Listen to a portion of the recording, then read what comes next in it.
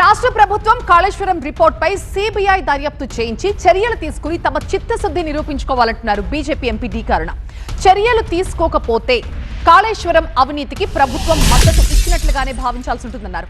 రాష్ట్ర ప్రభుత్వానికి చిత్తశుద్ధి ఉంటే కాళేశ్వరం రిపోర్ట్ పై సిబిఐ దర్యాప్తు చేయించి చర్యలు తీసుకోవాలంటున్నారు డి కరుణ. కమిషన్ విచారణలో కొన్ని అవినీతి చేపలు బయటపడ్డాయన్నారు.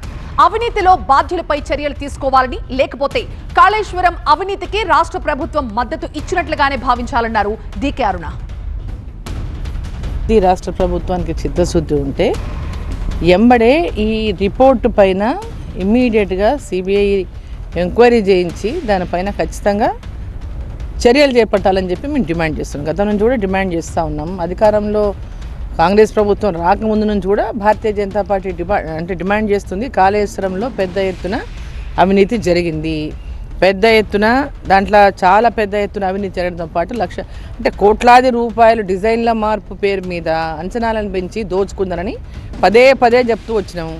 ఇప్పుడు అవి మనకు స్పష్టంగా కనపడుతున్నాయి. దాంట్లో పెద్ద ఎత్తున అవినీతి జరిగిందనేటటువంటి విషయంలో దాంట్లో కొన్ని అవినీతి చేపలు కూడా బయటపడినాయి, మనం చూస్తూనే ఉన్నాం.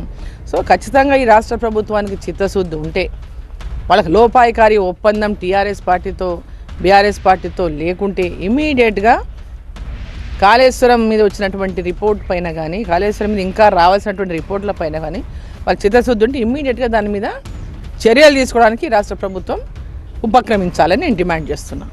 ఆ చర్యలు లేకపోతే ఇది ఇంత పెద్ద ఎంక్వైరీ చేసి లాభం లేదు. దీని మీద పెద్ద ఎత్తున అవినీతి జరిగినప్పుడు ఆ అవినీతిని ఇంకా వీళ్ళు మద్దతు ఇస్తున్నట్టే భావించాల్సి వస్తుంది.